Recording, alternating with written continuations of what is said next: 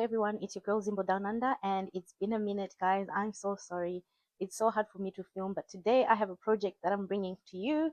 So I have this map and these beads here. So I'm gonna use 3 colors, and I've got my beading thread, and I've got a Sharpie needle, and this is felt. I'll link everything in the bottom, and I just cut out a shape of the African map.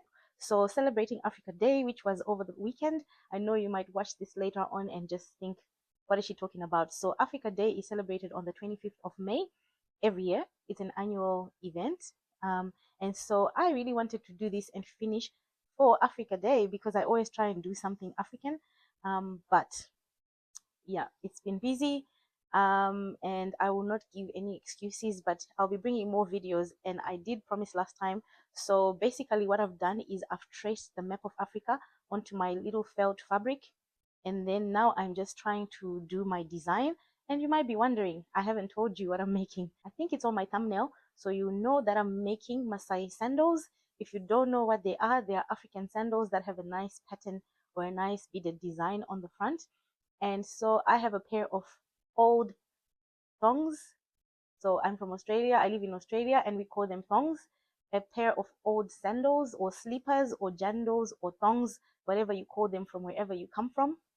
I have an old pair, and I just want to zhuzh them up and celebrate Africa Day in my new pair of thongs. And so this is my design, and I've never actually done this before, so this is the first time I'm doing it. And so I've seen from people that do this type of beading that you have to color in, and it makes sense, color in the colors that you want, so that when you do bead, if there's like a gap, you won't see the main color of the felt fabric. So I'm just coloring it in. Also, it makes it easy for you to, when you're doing your beading, to know which color goes where. So I use the purple color to begin with, and now I'm just going in with the red, and I'm just coloring in every part that is going to be red, and then the part that I'll leave as pink is what's going to stay as pink. So this is what my design looks like.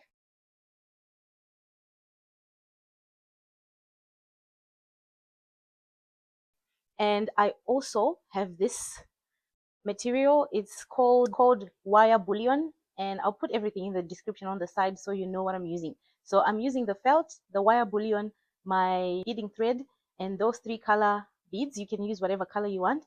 And the other thing I'm going to use that's not on this video is some faux leather. So for now, this is what I'm using. And basically what I'm going to do is I'm going to put this wire bullion, I don't know if I'm pronouncing it the correct way. I'm going to put it around the perimeter of my shape. And to do so, I'm just going to pull it a little bit. See how when you pull it, I'm going to zoom in so you can see it has these like ridges. So I want to be putting my needles through those ridges, making sure that when I sew, my thread doesn't show and it just goes in those ridges in the bullion. So let's do that. I'm just going to go around the perimeter of the shape of Africa. So for the first time I'm explaining these sandals, I just had this vision of having African design on an African map on my African sandals.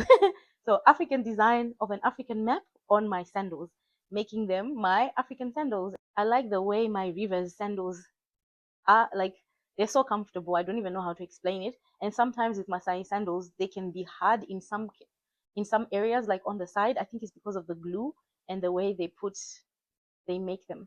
So I have decided to just use an old pair of sandals, and I might, if I like this project, I might do another one. So I've got another pair of black thongs that I have, and I'm still thinking like what to do with them. Maybe I'll just do a plain normal Maasai design. But join me as I go around this African map and design my own Maasai sandals.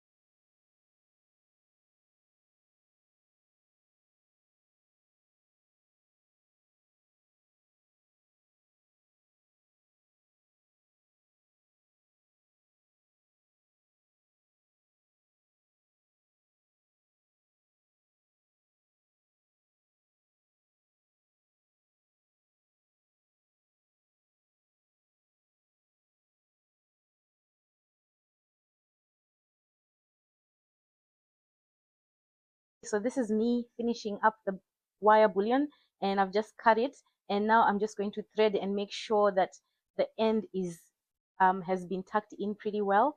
And then after that, I have to go in with my beads, and I'm gonna start with the red beads.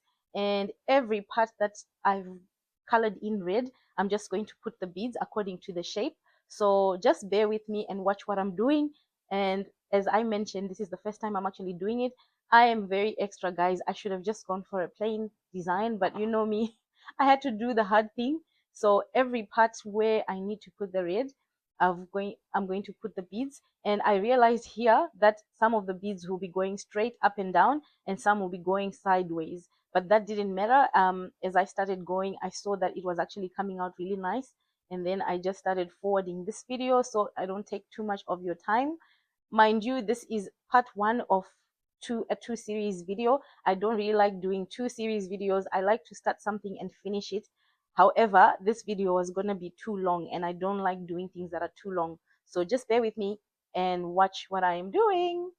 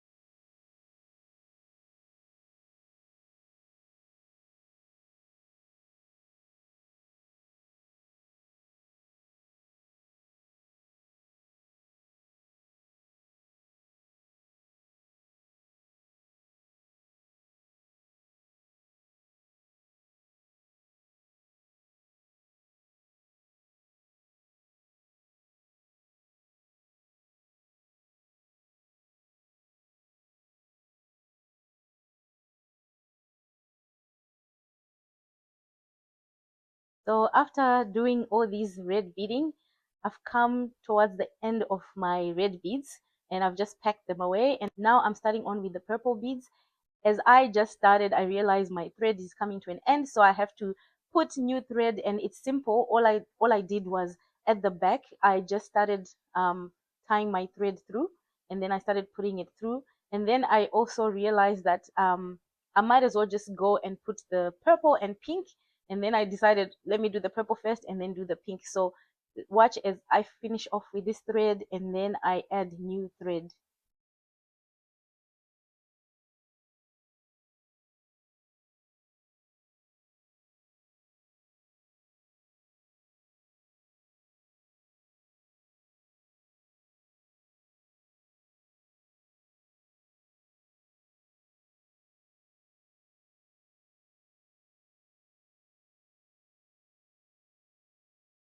So with the new thread, all I did was tie a knot at the end, and then I just threaded it into the back of my felt, and then I just continued with my design.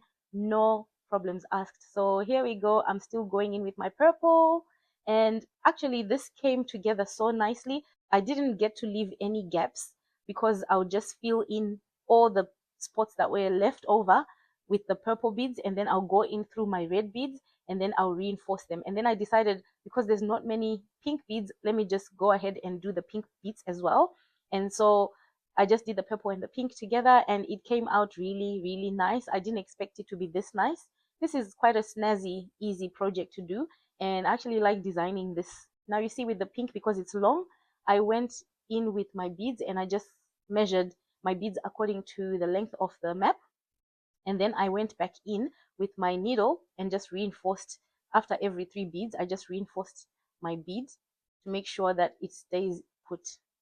So it's easier to watch than for me to explain.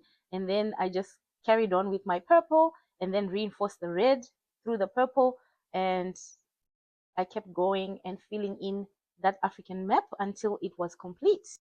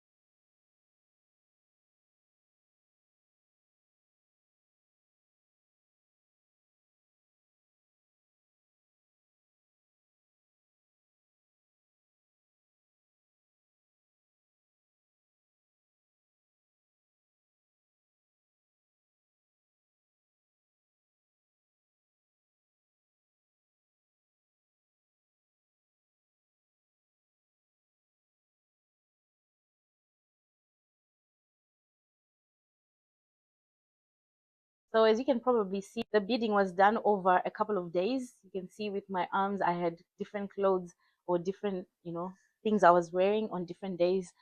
So it kind of took me, I think, 3-4 days to finish. And then once I was done, because I had to do two of them, so that's the second one. Once I was done, I just took my pair of scissors and then I cut out around the shape.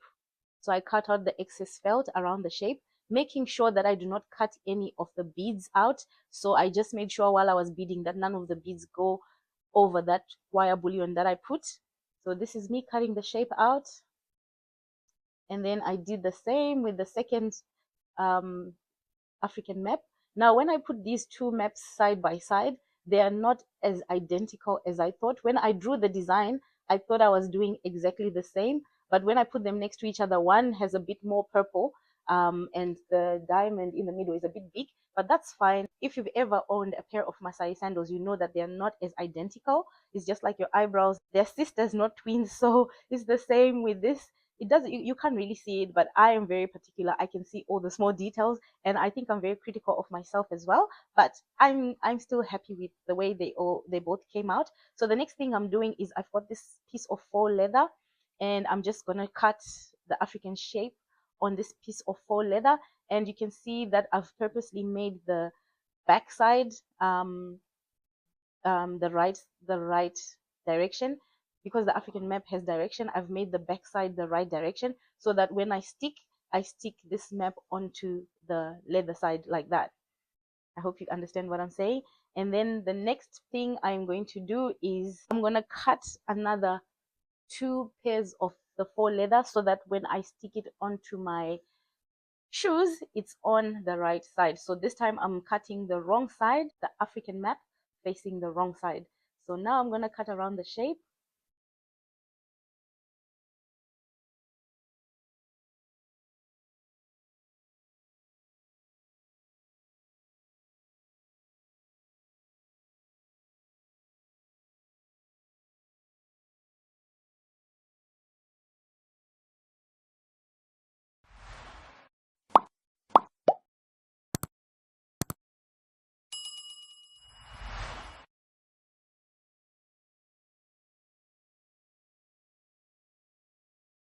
And that's my pair of thongs, and that's the vision that I have. So I'm going to stick them on like this. So just bear with me. I'll do that in the next video. Thanks for watching.